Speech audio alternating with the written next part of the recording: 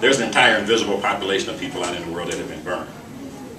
There are a lot of people like me that have experienced burns, but you don't see them. You know, you have to wonder, you know, where are these people? And we call it an invisible population because there are people who really hide. You know, they go shopping at the 24-hour grocery store in the middle of the night and probably no one's there.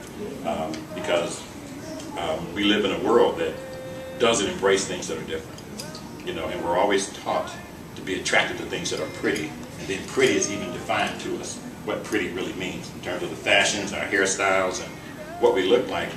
And I don't look like normal, whatever normal is defined. The people I've hired in my tenure there, I hired based on their passion, not netted. That weighed more than their skill set, because skills you can teach, passion you really can't teach. So everyone that's working at the foundation, they're there because they believe in the organization and they believe they can make a difference. And I think that's one of our strengths, that people are passionate about what we do at the foundation.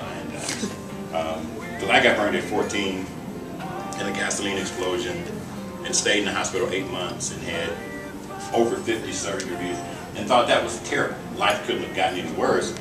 But when I was discharged, I was still bandaged up and I looked different.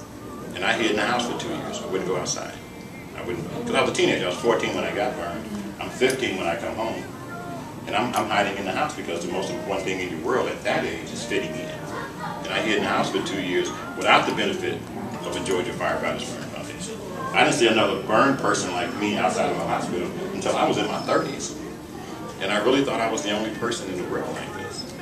You know, but there's a population of people out here that just want to walk into a room and not be noticed. Just to live their life.